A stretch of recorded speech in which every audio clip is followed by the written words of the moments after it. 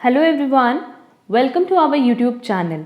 हमारा आज का जो डिस्कशन है वो अगेन महात्मा गांधी काशी विद्यापीठ स्टूडेंट्स के लिए है, as well as Odisha CET that is common entrance test exam के लिए है। हमने लास्ट क्लास में और रिमेनिंग 25 क्वेश्चंस अपलोड किए थे और आज की क्लास में हम रिमेनिंग 25 क्वेश्चंस अपलोड करने वाले हैं जो कि आपके एग्जाम के लिए बहुत रेलेवेंट होंगे। तो चलो फिर हम लोग अपना डिस्कशन स्टार्ट करते हैं।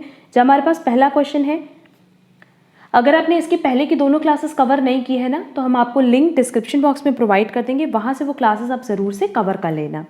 हमारे पास पहला क्वेश्चन है, unclaimed dividend is shown on the liability side of the balance sheet under the heading unclaimed dividend. Basically क्या है हमारे लिए? Current liability. तो हम उसको कहाँ दिखाते हैं? Under current liability.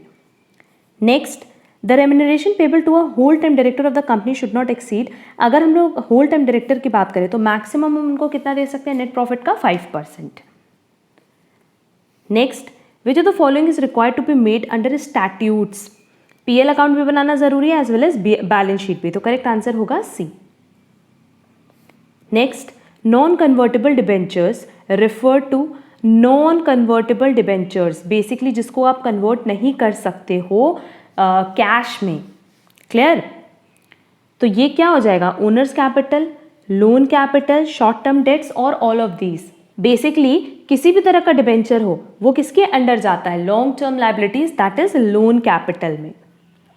Next, which of the following is a current liability. Unclaimed dividend है, बिल्स पेबल भी है, बैंक ओवरड्राफ्ट भी। क्यों? क्योंकि इन सब का payment with in a year होना होता है। तो करेक्ट आंसर होगा all of these. Next, cash flow statement is helpful in financial decisions. आप फाइनेंशियल डिसीजन ले पाते हो बट कितने टाइम का? सिर्फ और सिर्फ 1 साल का, क्योंकि जो हम कैश फ्लो स्टेटमेंट बनाते हैं वो एक पर्टिकुलर ईयर के लिए होता है। तो फाइनेंशियल डिसीजन किससे रिलेटेड होगा? शॉर्ट टर्म से। क्लियर? और इसकी हमने पूरी डिटेल कॉन्सेप्ट क्लास भी अपलोड की है, एमसीक्यूज भी अपलोड किया है, तो अगर वो क्लास आपने नहीं किया है तो ज़रूर से कवर कर लेना। Next, a quantitative expression of plan of action is. देखो, क्वांटिटेटिव एक्सप्रेशन किसकी बात कर रहा है? प्लान की। तो प्लान क्या होता है? Budget statement. जो हमने बजट बनाया होता है हम कोशिश करते हैं कि हम उसको एक्चुअल में अप्लाई करें। Next, cash sales results into. अगर आपने कैश सेल्स किया तो आपकी इन्वेंट्री इंक्रीज हो जाएगी और कैश डिक्रीज हो जाएगा। तो क्या इससे किसी भी तरह का कोई इंपैक्ट पड़ने वाला है फंड पे? No. Next, in fund flow statement, basically fund flow statement में हम लोग किसको कंसिडर करते हैं? कैश को, वर्किंग कैपिटल को, करंट एसेट्स को? None of these. Working capital, क्योंकि यहाँ पे हम current asset minus current liability पे ही फोकस करते हैं। Next, which of the following statements are correct? Even small company has to maintain cost accounting records in case it belongs to a specified class of companies. ऐसा rule नहीं है। Small company को cost accounting record maintain करने की जरूरत नहीं होती। The cost accounting record rules apply only in respect of a particular financial year and a company covered by the rules has to maintain cost records only for such financial year. No cost accounting. Correct answer क्या होगा? None of these. क्योंकि basically इनमें से कोई भी ऐसा statement नहीं है जो करेक्ट हो। Next, internal check is a part of the whole system of internal control. इस पे भी हमने पहले की क्लासेस में कहीं ना कहीं डिस्कशन किया हुआ है। Next, early discovery of errors and frauds possible in. अगर आप लगातार ऑडिट करा रहे हो ना, तभी आप एरर्स एंड फ्रॉड्स को पहले के लेवल पे, मतलब स्टार्टिंग लेवल पे ही डिस्कवर कर पाओगे। Next, an audit made compulsory by law is called statutory audit, जो कि हर साल होनी ही होनी है। Next, internal auditor is responsible to the owners, government, management और बैंक। अगर इंटरनल ऑडिटर की बात करें तो ये मैनेजमेंट के लिए रिस्पॉन्सिबल, मतलब ये आंसरेबल होगा किसको? मैनेजमेंट को। इंटरनल ऑडिटर वो होता है जिसको आप अपने विद इन ऑर्गेनाइजेशन बैठाते हो, जो कि डे टू डे आपके यहाँ ऑडिटिंग करता है। Clear? Next, fictitious asset is. Fictitious asset इसमें से क्या है? Preliminary expenses. बाकी अगर हम बात करेंगे गुडविल की तो ये इंटैंजिबल असेट और लैंड क्या है? Tangible asset. Next, a management technique enable the management to select the best alternative out of a number of alternative proposals is called. मतलब बहुत सारे प्रपोजल्स में से कोई एक आप प्रपोजल कब चूज कर पाते हो? जब हम बात करते हैं कैपिटल बजटिंग की, और ये भी हमने अपनी एफएम की क्लास में बताया हुआ है। Next, function of financial market is. Financial market का पर्पस क्या होता है? कि जो लॉन्ग टर्म अवेलेबिलिटी है फंड्स की, लंबे समय तक हमारे पास फंड्स की अवेलेबिलिटी हो, हम इसकी अश्योरिटी दे पाएँ।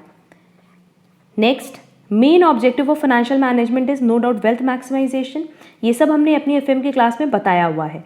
Characteristics of financial management is are not a profit extracting device applicable to all organization, highly a decentralized function is nature, all of these। Correct answer क्या होगा? डी, ऑल ऑफ दीज, क्योंकि financial management की बात करें तो उनका motive wealth maximisation भी होता है।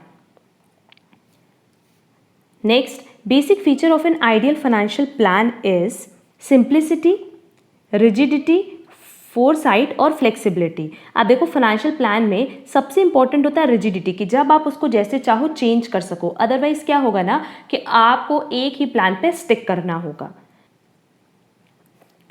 Next, objectives of financial management is are ensuring availability of funds, yes, effective utilization of funds, yes, safety of funds, yes, ensuring adequate supply of manpower resources। Insurance वो किसकी देता है? इस चीज़ की कि जो लोग काम करें उनको जो भी चाहिए, मतलब बेसिकली फंड्स चाहिए, वो हम अवेलेबल करा करके देंगे। क्लियर? तो वैसे तो ये सारे ऑब्जेक्टिव्स है, बट इंश्योर वो किसके लिए करता है? डी के लिए। Next, application of general managerial principles to the areas of financial decision making is marketing management, personal management, financial management और नन ऑफ दीज। अब देखो क्वेश्चन में हमसे क्या कह रहा है? Application of general managerial principles to the area of financial decision. तो फाइनेंशियल डिसीजन मेकिंग की अगर बात करेंगे तो हम किसकी बात करें? फाइनेंशियल मैनेजमेंट की। Next, estimating the amount of capital and determining its composition is related to financial planning. Next, objectives of financial management is are funds की अवेलेबिलिटी भी है, इफेक्टिव यूटिलाइजेशन भी है एंड सेफ्टी ऑफ फंड्स भी है। तो correct answer होगा D, all of these. And आज का last question, what is not acceptable principle? Substance over form, materiality, going concern और प्रूडेंस। इसका करेक्ट आंसर होगा सी, गोइंग कंसर्न, क्योंकि गोइंग कंसर्न की अगर हम बात करें तो ये प्रिंसिपल नहीं, अजम्पशन है। क्लियर? अब देखो इन 25 क्वेश्चंस में अगर आपको कहीं पे भी कोई डाउट होगा तो आप कमेंट बॉक्स में भी कमेंट कर सकते हो एंड व्हाट्सएप पे भी हमें मैसेज कर सकते हो या टेलीग्राम पे भी कनेक्ट कर सकते हो। बाकी रिमेनिंग 25 क्वेश्चंस भी हम बहुत जल्दी अपलोड करेंगे। अगर आपको आज की क्लास प्रॉपरली समझ आई हो, पसंद आई हो, अगर आपको यूजफुल लगी हो क्लास, तो आप वीडियो को लाइक, कमेंट और शेयर ज़रूर करना। एंड ये सारे क्वेश्चंस आप बहुत अच्छे से प्रिपेयर करके जाना, क्योंकि एग्जाम पॉइंट ऑफ व्यू से बहुत रिलेवेंट है। बाकी हमने पहले भी बताया था कि आप प्रैक्टिस सेट प्लीज़ अच्छे से करके जाना, क्योंकि वो भी एग्जाम पॉइंट ऑफ व्यू से बहुत रिलेवेंट है। हम लोग मिलेंगे हमारी नेक्स्ट क्लास में। आज के लिए बस इतना। Thank you so much.